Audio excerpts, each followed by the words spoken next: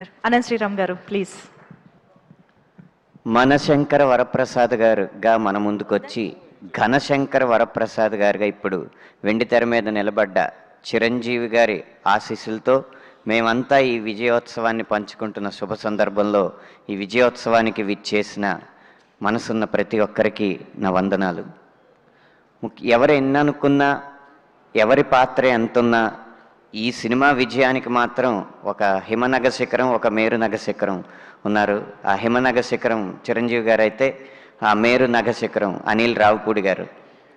అనిల్ రావిపూడి గారికి విమర్శలు తర్వాత ఏమో సులువుగా తీసిపాడేయడాలు చాలా ఎదుర్కొంటూనే ఉంటారు, కానీ హిట్లు మాత్రం ఇస్తూ ఉంటారు. ఈ సినిమాకు కూడా ముందు క్రింజ్ అని, ఇన్ని కోట్లు కలెక్షన్ చేసిన తర్వాత సుడి అని, ఈ అంటే ఈ కాలంలో మీముల్లో అంశాలను బట్టి మీమాంసల్లో పడే కాలం అయింది మరి ఇది.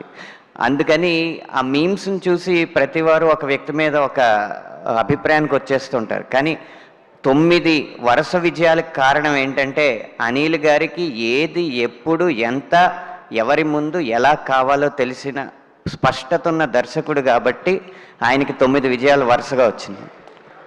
ఉదాహరణకి ఈ పాటలో అంటే రచన చేస్తున్నప్పుడు ఏదైనా మంచి ప్రాస వస్తే చాలా బాగా అనిపించి అది వాడేయాలనుకుంటాం.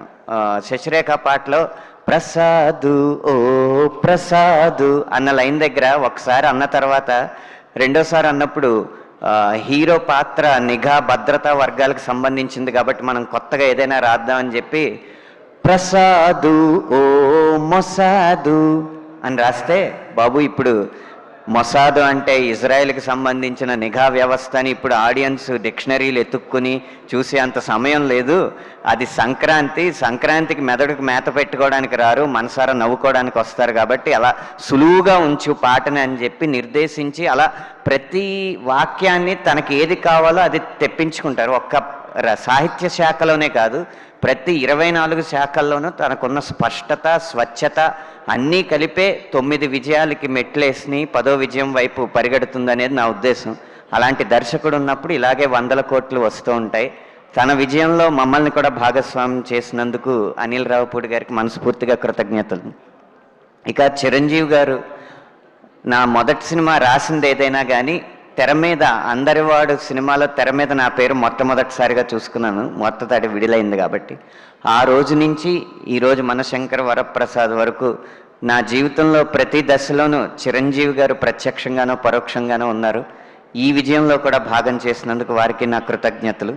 సుష్మిత గారికి నేను సినిమా పరంగా ఇది భాగస్వామ్యం మొదటిసారి, కానీ మీలేవరు కోటీశ్వరుడికి మేము కలిసి పనిచేసాం. ఆనాటి జ్ఞాపకాల నుంచి ఈనాటి జ్ఞాపకాల వరకు ఈ విజయాల్ని పంచుకుంటున్నందుకు మీకు కూడా కృతజ్ఞతలు.